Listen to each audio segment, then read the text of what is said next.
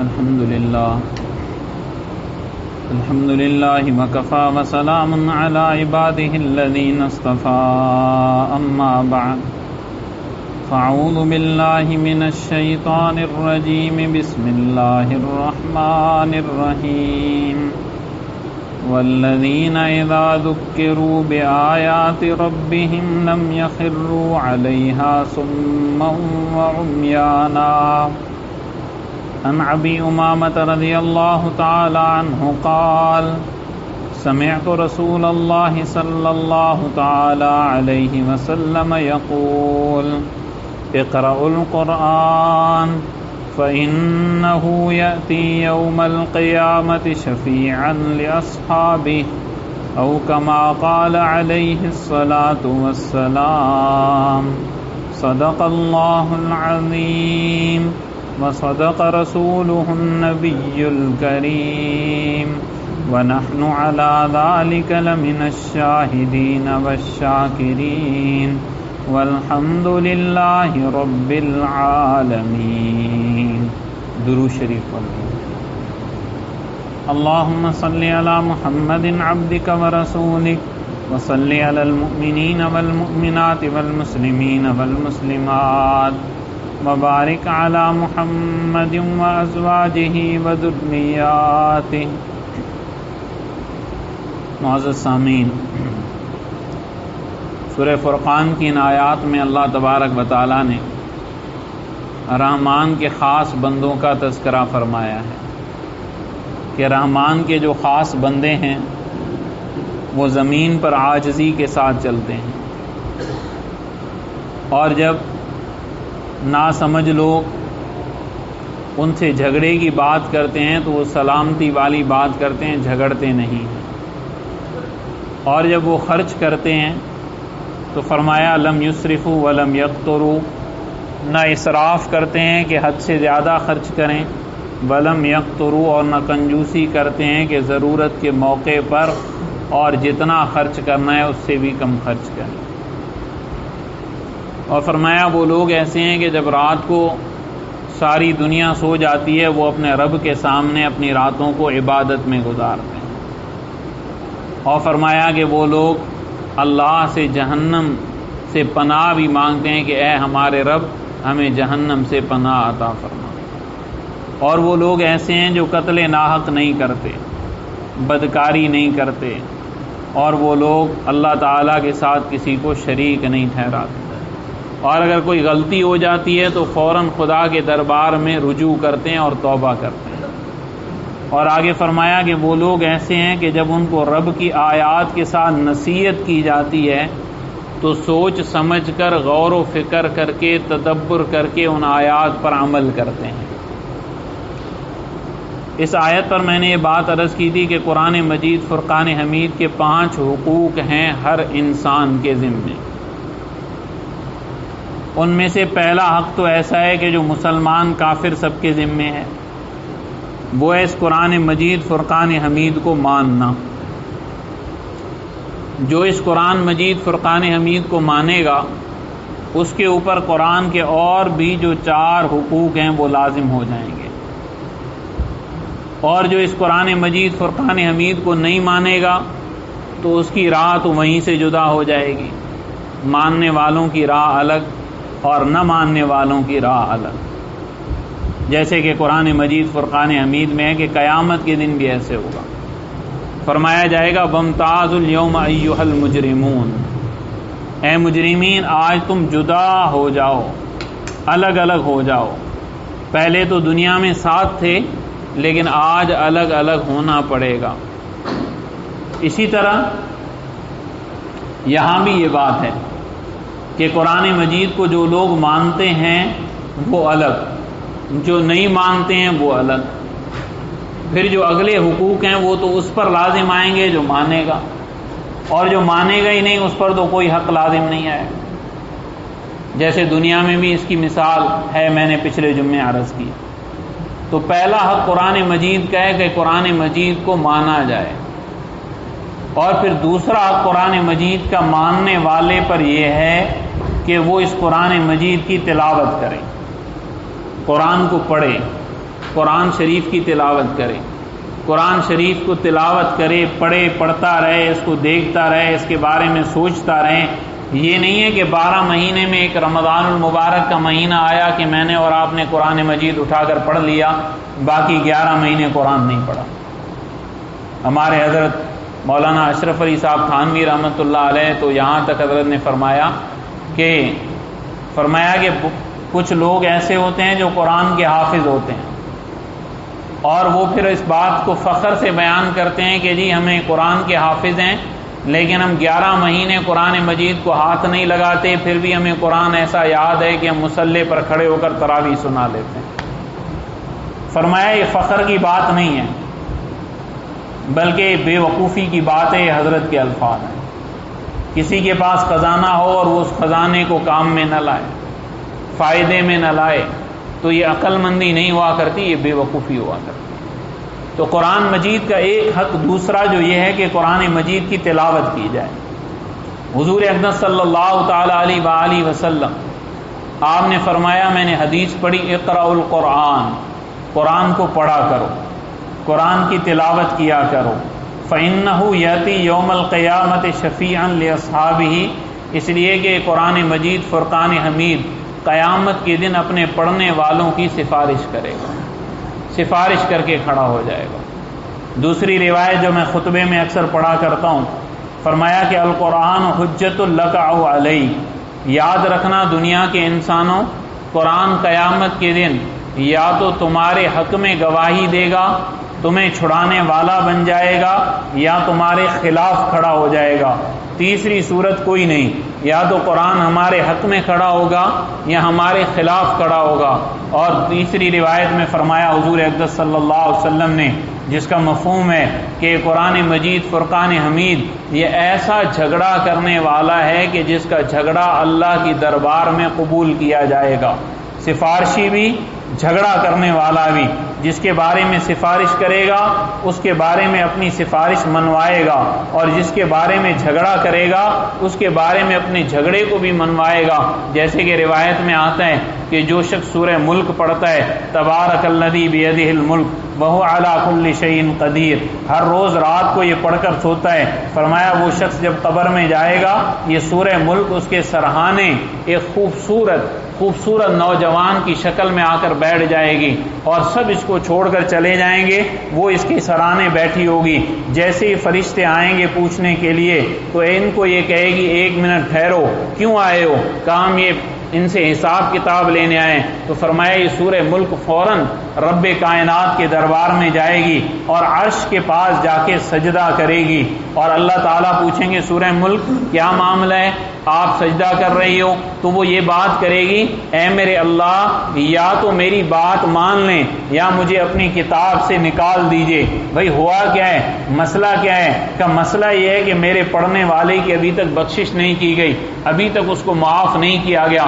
تو یہ قرآن مجید فرقان حمید ایسی کتاب ہے کہ انسان اس کے ساتھ لگ جائے تو دنیا میں بھی مزے، آخرت میں بھی مزے۔ اور مسلمان ایمان لانے کے بعد، جیسے میں نے عرض کیا کہ دیکھیں ایک ہے باغی کی تو سزا ہی موت ہے، اس کے لیے تو اور کوئی قانون ہے نہیں، کوئی نرمی ہے نہیں، لیکن ایک ہے ماننے والا، مانتا ہے کہ میں اس اسٹیٹ کے قانون کو مانتا ہوں، اس اسٹیٹ کا باشندہ ہوں، لیکن پھر اس کے خلاف چلتا ہے۔ تو میں عرض کر رہا تھا پچھلے جمعے بھی، ہم ان کے پیچھے چڑھ رہے ہیں جو قرآن کو مانتے ہی نہیں ہیں، ہم ان کے فالوور بننے کی کوشش کر رہے ہیں جو قرآن کو مانتے ہی نہیں ہیں کہ جناب ہم نے زندگی وہ گزارنی ہے جیسے یورپ گزارتا ہے، جیسے دنیا کے مہذب یافتہ اپنے آپ کو کہنے والے گزارتے ہیں، حالانکہ ان کا راستہ الگ ہے، میرا اور آپ کا راستہ الگ ہے۔ جب ہم نے قرآن کو مانا اب ہمیں قرآن کی ماننی پڑے گی، انہوں نے تو قرآن کو مانا ہی نہیں، وہ تو پہلے اسٹیپ پہ ہم سے جدا ہو گئے، اب ان کی زندگیاں الگ،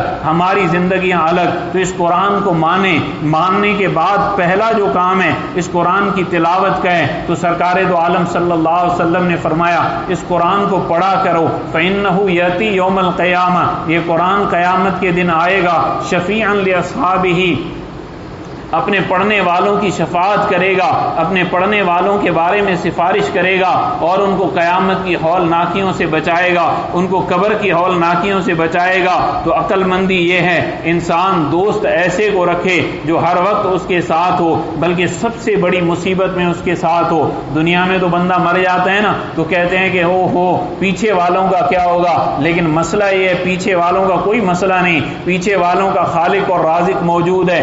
مسئلہ یہ ہے کہ جو آگے گیا اس کا کیا ہوگا، جو قبر میں اتر گیا اس کا کیا ہوگا۔ مسئلہ تو اس کے لیے شروع ہو گیا۔ یہ تو کائنات میں بیٹھے ہوئے ان کو کھلائے گا اللہ، ان کو پلائے گا اللہ، جو ان کے باپ کو کھلا رہا تھا، جو ان کو ماں کے پیٹ میں رزق دے رہا تھا، وہ باہر آ کر بھی رزق دے گا، کیونکہ رزق دینا اس کا ذمہ ہے۔ دنیا والے روتے ہیں کہ جناب ہوگا کیا، بچوں کا کیا ہوگا۔ رونے کا یہ مقام نہیں ہے، رونے کا یہ ہے کہ جو چلا گیا ہے اس کا کیا ہوگا، اس کا آگے کیسے معاملات ہوں گے، وہ زندگی کیسے گزار کے گیا ہے۔ اگر اس قرآن کے موافق گزاری ہے تو یہ قرآن اس کے لیے حجت ہے، اور اگر اس قرآن کے خلاف گزاری ہے تو یہ قرآن اس کے مخالفت میں ہے۔ حضرت عبداللہ ابن مسعود رضی اللہ تعالی عنہ پیغمبر کے صحابی ہیں، اور وہ صحابی ہیں جن کے بارے میں سرکار دو عالم صلی اللہ تعالی علیہ وآلہ وسلم نے ایسے الفاظ ارشاد فرمائے جو کسی کے لیے نہیں فرمائے۔ فرمایا عبداللہ میرا وہ صحابی ہے کہ میں اپنی امت کے لیے ہر اس چیز سے راضی ہوں جس سے ابن مسعود راضی ہو جائے، اور فرمایا ہر وہ چیز مجھے ناراض کر دے گی اپنی امت سے جس سے ابن مسعود ناراض ہو جائے۔ تو عبداللہ ابن مسعود رضی اللہ تعالی عنہ ان جیسے بڑے آدمی ہیں، لیکن قرآن کے ساتھ شغف بھی دیکھیے اور قرآن کے ساتھ زندگی گزارنا بھی دیکھیے۔ سرکار دو عالم صلی اللہ علیہ وسلم خود عبداللہ ابن مسعود فرماتے ہیں میرے نبی نے فرمایا وہو علی المنبر، پیغمبر ممبر پر موجود ہیں، نبی خود بھی قرآن سنتا ہے، نبی خود بھی قرآن پڑھتا ہے، اور ممبر پر موجود ہو کر فرمایا مجھے فرمایا یا عبداللہ اقرأ علیہ، اے عبداللہ مجھے قرآن سنا۔ نبی ممبر پر ہے، میں نیچے بیٹھا ہوا ہوں، پیغمبر فرما رہے ہیں مجھے قرآن سنا۔ میں نے کہا یا رسول اللہ اقرأ علیک وعلیک انزل، کیا میں پڑھوں حالانکہ آپ پر قرآن نازل کیا گیا ہے۔ فرمایا فإنی احب ان اسمع غیری، میرا دل یہ چاہتا ہے کہ میں کسی اور سے خدا کا قرآن سنوں، خدا کا کلام سنوں۔ یہ شاگردوں کی تربیت کی جا رہی ہے، ابن مسعود سے خدا کا قرآن سنا جا رہا ہے۔ فرمایا فقرأت سورۃ النساء، میں نے سورۃ النساء جب شروع کی پڑھنا، فرمایا میں پڑھتا رہا، سرکار دو عالم صلی اللہ علیہ وسلم سنتے رہے۔ جب میں نے آنکھیں کھولی تو حضور اقدس صلی اللہ علیہ وآلہ وسلم کی آنکھیں تذرفان، آپ کی آنکھوں میں سے آنسو جاری تھے۔ قرآن نبی پڑھتا ہے پھر بھی روتا ہے، قرآن نبی سنتا ہے پھر بھی روتا ہے، کیونکہ قرآن دل پر اثر کرتا ہے۔ یہ کلام ہی ایسا ہے۔ سیدنا ابو بکر صدیق رضی اللہ تعالی عنہ مکہ میں ہیں، آپ نے اپنے گھر کے صحن میں مسجد بنا ڈالی ہے، یعنی نماز کی جگہ بنا ڈالی ہے۔ اس نماز کی جگہ میں ابو بکر صدیق قرآن پڑھتے ہیں۔ کفار نے کہہ دیا ابو بکر گھر کے جگہ میں قرآن پڑھتے ہیں، اور صدیق ایسے انسان تھے، امی عائشہ فرماتی ہیں جب حضرت ابو بکر قرآن پڑھتے تھے لا یملک عیناہ، پھر ان کی آنکھیں ان کی قدرت میں نہیں ہوا کرتی تھی، ادھر سے قرآن شروع ہوتا تھا ادھر سے آنکھوں سے آنسو بہا کرتے تھے۔ ہماری آنکھوں تو آنسو بہاتی نہیں ہیں، خدا کا قرآن رمضان میں تو کم از کم پڑھتے ہیں، لیکن آنکھ سے آنسو جاری نہیں ہوتے۔ نبی سن رہے، پیغمبر رو رہے، ابو بکر پڑھ رہے، ابو بکر بھی رو رہے، صحابہ قرآن پڑھ رہے، صحابہ روتے چلے جا رہے۔ کیوں؟ اس لیے کہ اس قرآن کے ساتھ تعلق تھا، پھر ذمہ داری کا احساس تھا کہ قیامت کے دن ہم نے جواب دینا ہے، اپنے اللہ کے سامنے پیش ہونا ہے۔ یہ مذاق تو نہیں ہے، خدا نے قرآن اتار دیا اور آج مسلمان قرآن پڑھنے کے لیے تیار نہیں۔ قرآن کے فضائل سن لیے، فضائل پر جلسے بھی کر لیے، قرآن پر بات بھی کر لی، لیکن میں بار بار یہ عرض کر رہا ہوں جب تک ہم عمل نہیں کریں گے اللہ کے ہاں صرف جلسے کرنا معتبر نہیں ہوگا، اللہ کے ہاں صرف فضائل بتانا معتبر نہیں ہوگا، بلکہ اصل عمل کرنا ہے کہ انسان کو عمل کرنا ہے۔ تو میں عرض کر رہا تھا دوسرا قرآن کا حق کیا ہے کہ اس کی تلاوت کی جائے، اور تلاوت کی جائے کیونکہ بابرکت چیز ہے، جتنے بھی ہمارے مسائل ہیں اس تلاوت سے حل ہو جائیں گے۔ حضور اقدس صلی اللہ علیہ وآلہ وسلم نے فرمایا ان الشیطان ینفر من البیت الذی یقرأ فیہ سورۃ البقرہ۔ آج سب سے بڑا یہ مسئلہ ہے، کہتے ہیں مولوی صاحب گھر میں لڑائی جھگڑا جاتا کوئی نہیں ہے، گھر میں مسائل ہی مسائل ہیں، پریشانی ہی پریشانی ہے، اتنا پیسہ ہم کما رہے ہیں پھر بھی پریشانی ہے، اتنا مال مال آ رہا ہے پھر بھی پریشانی ہے، اللہ کا شکر بھی نہیں کر رہے۔ اب دیکھیں کتنا مال ہے ہمارے پاس، پہلے مجھے یاد تھا بچپن میں کوئی مال زیادہ نہیں ہوا کرتا تھا، آپ کے اس ڈگری شہر میں نہ بڑی بلڈنگیں تھی، نہ ٹیکسی اسٹینڈ پہ اچھی گاڑیاں ہوتی تھی۔ آج جو نیا ماڈل آتا ہے آپ کے ٹیکسی اسٹینڈ پہ کھڑا ہوتا ہے، جو آپ کے پاس آج نیا ماڈل دنیا میں موبائل کا آتا ہے ہمارے شہر میں موجود ہوتا ہے۔ پہلے یہ موٹر سائیکل بھی نہیں ہوا کرتی تھی، محلے میں ایک آدھے بندے کے پاس ہوا کرتی تھی، اب ایک ایک گھر میں تین تین موٹر سائیکلیں ہیں، لیکن شکر کوئی نہیں ہے، لڑائیاں ہیں، جھگڑے ہیں، فتنے ہیں، فساد ہیں، خدا کی ناشکری پہ انسان چل رہا ہے کہ میرے پاس ہے ہی کیا ہے فلاں کے پاس، پھر گھر میں جھگڑے، پھر آتے ہیں ہمارے پاس کسی عامل کا بتا دیں، کسی عامل کا بتا دیں، کسی نے جادو کر دیا ہے، کسی نے بندش کر دی ہے، کسی نے فلاں کر دیا ہے، کسی نے فلاں کر دیا ہے۔ میرے پیغمبر علیہ الصلوۃ والسلام فرما رہے ہیں کائنات والو سنو، ان الشیطان ینفر من البیت الذی یقرأ فی سورۃ البقرہ، پہلے فرمایا قرآن پڑھا کرو، یہ قیامت میں تمہاری سفارش کرے گا، پھر نبی خود بھی قرآن پڑھے، پیغمبر خود بھی قرآن سنے، پھر کیا فرمایا کہ صرف آخرت کا مسئلہ حل نہیں ہوگا، ان الشیطان ینفر من البیت الذی یقرأ فی سورۃ البقرہ، فرمایا جس گھر میں سورہ بقرہ پڑھی جاتی ہے شیطان وہاں سے بھاگ جاتا ہے، اور جہاں شیطان بھاگ جائے گا اس کے چیلے بھاگ جائیں گے، پھر آپ کے گھر میں یہ مسائل نہیں ہوں گے، پھر آپ کے گھر میں یہ بندشیں نہیں ہوں گی، کیونکہ شیطان گیا، اس کے اثرات گئے۔ جیسے ایک روایت میں آتا ہے فرمایا انسان جب گھر میں داخل ہوتا ہے مسئلہ تو ٹیڑھا ہوتا ہی یہاں سے ہے کہ ہم نے سرکار دو عالم صلی اللہ علیہ وسلم کے طریقے کو چھوڑ دیا، ان کی باتوں کو چھوڑ دیا، ان پر یقین کرنا چھوڑ دیا، اس لیے مسائل پیدا ہو گئے۔ ہمارے حضرت کے جو استاد تھے مولانا عبد القادر صاحب رحمۃ اللہ علیہ، ان کا انتقال ہو گیا مدینہ شریف میں۔ 40 سال سے میں حضرت سے سنتا رہا، اس وقت 40 سال مدینہ منورہ میں مقیم تھے، اور 40 سال سے 5 وقت کی نماز مسجد نبوی علی صاحب الصلاۃ والسلام کی صف اول میں پڑھتے تھے۔ 40 سال سے 5 وقت کی نماز صف اول میں پڑھنا مسجد نبوی میں۔ آپ میں سے جو گئے اللہ تعالی ہم سب کو بار بار لے جائے اور ادب والی حاضری ہمیں نصیب فرمائے، اور حرمین کو دوبارہ آباد فرمائے۔ حرمین کی جب آبادی ہوتی ہے تو صف اول میں نماز پڑھنا بڑا ہی مشکل ہوتا ہے، خصوصاً مسجد نبوی علی صاحب الصلاۃ والسلام میں۔ حرم میں تو آسان ہے کہ حرم میں صف بنتی نہیں ہے، طواف ہوتا رہتا ہے، جب عین نماز کے وقت امام کھڑا ہوتا ہے آپ پیچھے کھڑے ہو جائیں، آپ کو صف اول میں جگہ مل جائے گی، لیکن مسجد نبوی علی صاحب الصلاۃ والسلام میں صف اول میں جگہ ملنا مشکل ہے۔ میں عرض کر رہا تھا یقین تو مولانا کے بیٹے کے پر کوئی معاملہ ہو گیا سعودی گورنمنٹ کا، سعودی گورنمنٹ حضرت فجر پڑھ کے آئے، گھر پہ چھاپا لگا دیا، چاروں طرف پولیس کھڑی ہے، پولیس کے افسر نے کہا کہ ان کو گرفتار کر دو مولانا کے نام پہ۔ مولانا نے ان سے فرمایا کہ تم مجھے گرفتار نہیں کر سکتے، تم میں یہ ہمت ہی نہیں ہے۔ اب پولیس کو کہہ رہے ہیں، کون سی پولیس؟ مدینہ شریف کی پولیس کو کہہ رہے ہیں تم میں ہمت ہی نہیں ہے کہ تم مجھے گرفتار کر سکو، نہیں گرفتار کر سکتے۔ اب وہ افسر حیران، یہ بات کیا کر رہا ہے؟ پاکستان تو ہے نہیں کہ جی ایم پی اے کا آدمی ہوں، ایم این اے کا آدمی ہوں، وزیر اعلیٰ کا آدمی ہوں، وزیر اعظم کا آدمی ہوں، وہاں تو قانون چلتا ہے۔ اب کیا کہہ رہا ہے عجمی آدمی، عجم کا رہنے والا، عرب پولیس والوں کو کیا کہہ رہے ہیں؟ اللہ کی قسم تم میرا کچھ نہیں بگاڑ سکتے، کیونکہ میرے نبی صلی اللہ علیہ وسلم، اس گنبد خضرا والے نے فرمایا جو نماز فجر ادا کرتا ہے جماعت کے ساتھ وہ اللہ کے ذمے میں آ جاتا ہے، عبد القادر خدا کے ذمے میں ہے، تم میرا بال بھی بھیگا نہیں کر سکتے۔ پولیس افسر رونے لگ گیا کہ مولانا کیا بات کر دی آپ نے، کتنے درجے کا آپ کا ایمان ہے۔ تو یہ ماننا، جب ماننا آ جاتا ہے نبی کی بات کو پھر آسان ہو جاتا ہے کام کرنا۔ تو پیغمبر فرما رہے ہیں، اب نبی کیا فرما رہے ہیں صلی اللہ تعالی علیہ وآلہ وسلم، نبوت والی زبان سے کہ ایک مسلمان ہے اپنے گھر میں داخل ہوتا ہے، اب اس نے دعا کوئی نہیں پڑھی کیونکہ دعا سیکھی نہیں ہے، دنیا کی چیزیں سیکھیں، اور آج کل تو اللہ بھلا کرے اس موبائل فون کا، گھر میں داخل ہوتے ہیں موبائل دیکھتے ہوئے یا بات کرتے ہوئے،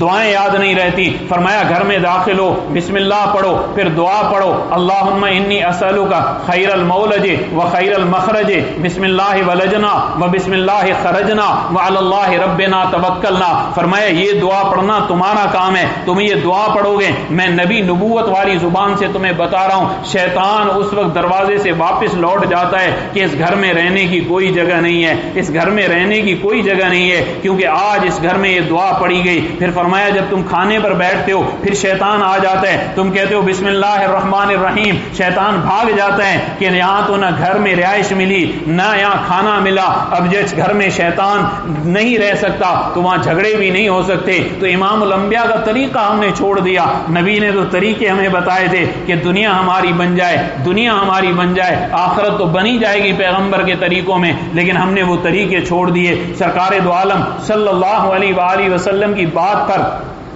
جو ایمان تھا وہ ایمان ہمارا کمزور پڑ گیا، اور اتنا کمزور پڑ گیا، اتنا کمزور پڑ گیا کہ میں جب تصور کرتا ہوں تو کانپ اٹھتا ہوں، یا اللہ یہ امت کہاں چلی گئی، ہم لوگ کہاں چلے جا رہے ہیں۔ حضور اقدس صلی اللہ علیہ وسلم کا علم کائنات کا قیمتی ترین علم تھا، کائنات کا سب سے بڑا علم تھا، کائنات کی بین الاقوامی تعلیم تھی، لیکن آج اسی تعلیم کے بارے میں باتیں کی جا رہی، آج اسی تعلیم کو کیا سمجھا جا رہا ہے۔ آؤ میں تمہیں بتاؤں نبوت کسے علم کہتی ہے، آئے میں آپ کو بتاؤں نبوت کسے تعلیم کہتی ہے، آئے میں آپ کو بتاؤں نبی کس کو مبارکباد دے رہا ہے۔ میرا بیٹا ڈاکٹر بنے، آپ سب مبارکباد دیں گے، میرا بیٹا انجینئر بنے، آپ سب مبارکباد دیں گے، میرا بیٹا اے سی بن جائے، آپ سب مبارکباد دیں گے، میرا بیٹا ایم پی اے بن جائے، آپ سب مبارکباد دیں گے، لیکن نبوت کی زبان کسے مبارکباد دیتی ہے؟ مسجد نبوی ہے، اللہ کے رسول بیٹھے ہوئے ہیں، کائنات کا سچا ترین انسان بیٹھا ہوا ہے، سامنے ایک صحابی ہیں حضرت ابی بن کعب رضی اللہ تعالی عنہ،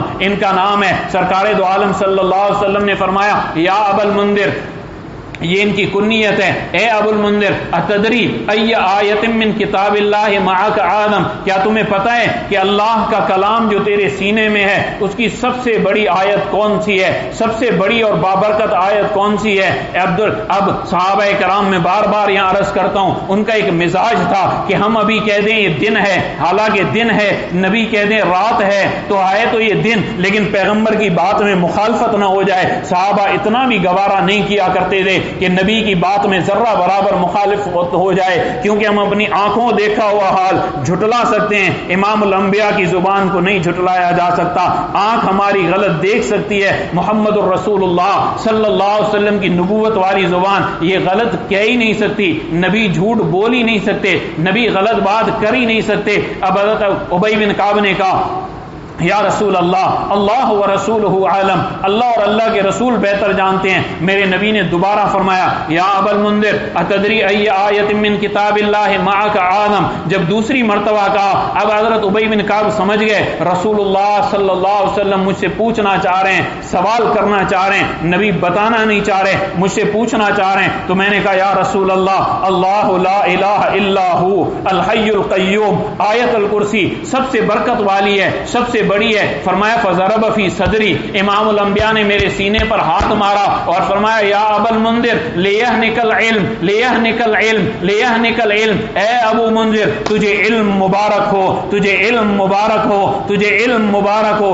نبی جس کو علم کہے آج دنیا اس کو علم کہنے کے لیے تیار ہے نہیں، دنیا سے تو کوئی مسئلہ ہی نہیں ہے، دنیا کی تو کوئی بات ہی نہیں ہے، غیروں سے کیا شکوا، تیری رہبری کا سوال ہے، قافلہ لٹا کیوں، تیری رہبری کا سوال ہے، مسلمان ماننے کے لیے تیار نہیں۔ کہتا ہے میرا بیٹا اعلیٰ تعلیم حاصل کر رہا ہے، ارے اعلیٰ تعلیم تو کسے کہتا ہے؟ اعلیٰ تعلیم اسے کہتا ہے جس کو آکسفورڈ بنائے، جس کو جام شورو والے بنائیں، جس کو پنجاب والے بنائیں، جس کو لمس والے بنائیں۔ سن میرا نبی اعلیٰ تعلیم کس کو کہہ رہا ہے؟ قرآن کو کہہ رہا ہے۔ کیوں؟ اس لیے کہ آکسفورڈ والوں کا علم ان انگریزوں کے سینے پہ اترا ہے اور قرآن محمد الرسول اللہ صلی اللہ علیہ وسلم کے سینے پہ اترا ہے اور اللہ کی کلام ہے۔ رونا تو اس بات پر آتا ہے، کہتے ہیں یہ وقت ضائع کر رہے ہو ملا، یہ وقت ضائع کر رہے، خدا کا قرآن پڑھا رہے، اور یاد رکھ تیری کائنات ختم ہو جائے گی اگر یہ قرآن باقی نہ رہا، تیری کائنات ختم ہو جائے گی جب تک یہ قرآن رہے گا، اللہ اللہ کرنے والے رہیں گے، یہ کائنات بھی باقی، یہ نظام بھی باقی، یہ ساری چیزیں باقی ہوگی جب تک یہ قرآن ہوگا۔ اور یاد رکھنا اللہ ایک وقت آئے گا اس قرآن کو اٹھا بھی لے جائے گا۔ سرکار دو عالم صلی اللہ علیہ وسلم نے فرمایا ایک وقت آئے گا فرمایا ایک حبشی انسان آئے گا، بیت اللہ کو اینٹ اینٹ کر کے گرائے گا اور فرمایا یہ قرآن جو تمہاری مساجد میں رکھا ہوا، یہ تمہارے گھروں میں رکھا ہوا، یہ اٹھا لیا جائے گا۔ قرآن کھولو گے صاف ہوگا، الفاظ موجود نہیں ہوں گے، قرآن پڑھنے والے اللہ اٹھا لے گا۔ سرکار دو عالم صلی اللہ علیہ وسلم نے فرمایا ان اللہ یقبض العلم انتزاعا، اللہ علم کو اٹھا لے گا۔ صحابہ نے پوچھا یا رسول اللہ علم کیسے اٹھے گا؟ فرمایا لیقبض العلماء، اللہ علماء کو اپنے پاس بلا لے گا، ان کو موت دے دے گا، ان کو موت آ جائے گی، پھر کیا رہے گا؟ یبقى جہالا، فرمایا جاہل لوگ باقی رہ جائیں گے۔ نبی یہ کہہ رہے ہیں جاہل لوگ باقی رہ جائیں گے، میری زبان نہیں ہے، کہیں آپ کے مولوی صاحب جذبات میں آ گئے، تمہارے اور میرے نبی کی زبان ہے۔ یبقى جہالا، ڈاکٹر بھی موجود ہوں گے، نبی نے فرمایا نہیں یبقى جہالا، انجینئر بھی موجود ہوں گے، نبی نے فرمایا نہیں یبقى جہالا، وکیل بھی موجود ہوں گے، نبی نے فرمایا نہیں یبقى جہالا، علماء جب چلے جائیں گے جاہل باقی رہ جائیں گے، جاہل فضلوا، خود بھی گمراہ ہوں گے، فضلوا، اوروں کو بھی گمراہ کریں گے۔ یہ تیرا میرا نبی کہہ رہے ہیں، یہ امام الانبیاء کہہ رہے ہیں، مولوی صاحب کے جذبات نہیں کہہ رہے، رسول اللہ صلی اللہ علیہ وسلم فرما رہے ہیں۔ آج اعتقاد اور عقیدے کا یہ مسئلہ ہے کہ قرآن کو مانا جاتا ہے، ہم زبان سے مانتے ہیں، لیکن وہ حیثیت دینے کے لیے مسلمان تیار نہیں ہے جو دنیا کی 2 ٹکے کی تعلیم کو دی جاتی ہے، جس کی کوئی حیثیت نہیں ہے۔ اور یاد رکھنا قرآن منع نہیں کرتا علم حاصل کرنے سے، دنیا کا بھی علم حاصل کرو، لیکن قرآن کو تھام کے چلو، پھر دیکھو اللہ تمہیں کیسی عزتیں دیتا ہے، پھر دیکھو کیسی بلندیاں دیکھتا ہے۔ اور تاریخ پڑھ کے دیکھو ہماری عزتیں تب تھی جب ہم قرآن کو تھامے ہوئے تھے، آج ہم ذلیل ہوئے ہیں قرآن کو چھوڑ کر۔ اللہ تعالیٰ مجھے اور آپ کو قرآن پر عمل کی توفیق عطا فرمائے، اس کے حقوق ادا کرنے کی توفیق عطا فرمائے۔ وآخر دعوانا ان الحمد للہ رب العالمین۔